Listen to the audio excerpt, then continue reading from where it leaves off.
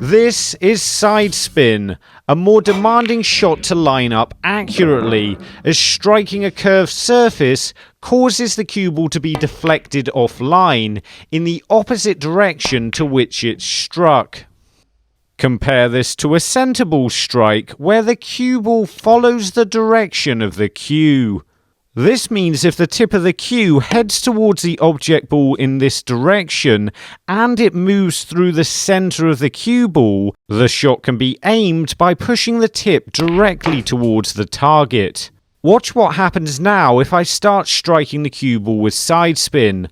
I'm aiming to push the tip of my cue through to the yellow dot on the object ball, but as you can see, the cue ball's not going to move in a straight line. If I play it at a medium pace, it'll deflect wide. To allow for this deflection, I have to aim the shot to the left, and the more side spin I apply to the cue ball, the more deflection I have to allow for, and therefore the further to the left of straight I have to aim. But where do you look? Even though my cue's pointing in this direction, I don't want to be looking where my cue's going. I want to be looking at where the cue ball's going to strike the object ball, allowing for the deflection. So I'm looking to get the cue ball to deflect into this position, and that's what I'm concentrating on. But this deflection is affected by more than just the amount of side spin. Striking higher up on the cue ball at the same time reduces the amount of deflection the side spin creates. So of course, striking lower on the cue ball increases the amount of deflection, making these shots harder to judge. Power can have an even bigger effect on deflection, as a slow shot won't be pushed offline all that much, and only requires a slight adjustment in aim to allow for it. And of course, the firmer the cue ball is struck, the more it will skid away from straight, making power shots the hardest to judge accurately. All of this means you need to know the position you want the cue ball to finish in before you can play an accurate shot with side spin, like on this black where I need to use right hand side to make the cue ball come further back over here so I'm in position on this red. I won't be able to play this accurately, as we've seen, and judge and allow for the right hand side unless I know how hard I'm going to play the shot and how high I'm going to strike the cue ball. Because if you change your mind on a shot like this about the amount of side spin you're putting on the cue ball, how high you're striking the cue ball, or the power you're playing the shot with, it'll almost certainly throw all those calculations out and cause you to miss. So before you go to play it, you need to work out that you want the cue ball, in this case, to finish here on the blue. So I need to work out the power, how high I'm going to strike the cue ball, and how much side spin I'm going to put on the cue ball. And once I get all three of those things right, I should be able to play the shot accurately.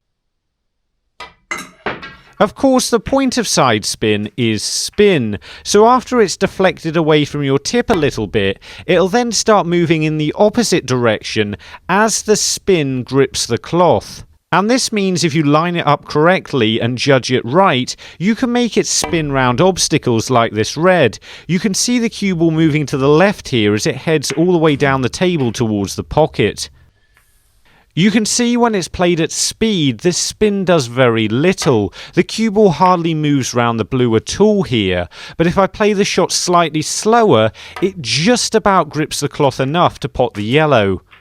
If you're ever making the cue ball swerve, you don't want to be looking at the obstacle. You want to be looking around the obstacle to the object ball and looking at the path the cue ball is going to take.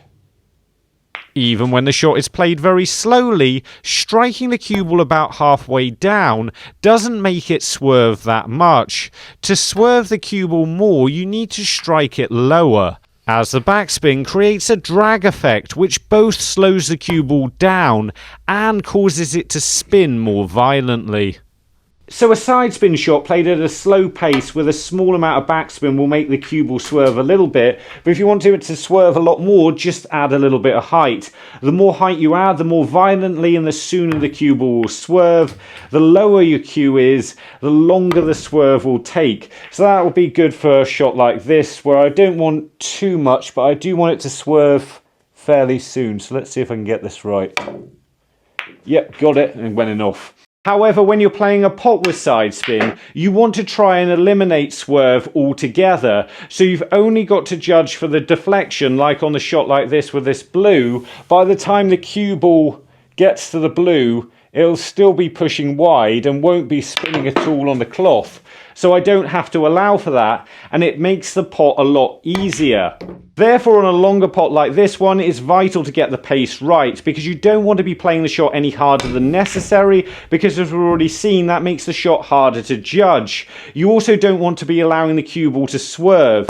So ideally, the cue ball will stop deflecting wide at the moment it hits the object ball here.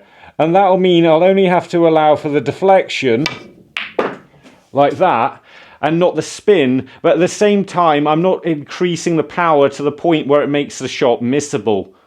Before we look at more spin, let's just find Dark Corner Studios from Ottawa, Canada, which is there.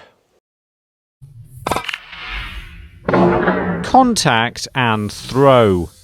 You might think that all the spin on the cue ball will have a significant effect on the object ball when it makes contact, and you'd be right. You can see the difference when this pool ball is struck without any spin. It just runs along straight, and you can see the centre band moving straight towards the pocket. When it is struck with side, the centre band wobbles, and if you watch where the cue ball strikes the object ball, you can clearly see it's to the right of straight, which without any spin would normally knock the object ball towards the left-hand jaw. But all the side spin on the cue ball changes the path of the object ball, forcing it to the right, so it doesn't just enter the pocket, it enters the right side of the pocket. This can be useful in two separate ways. The first of these is with those shots where you can't quite see enough of the object ball in order to pot it.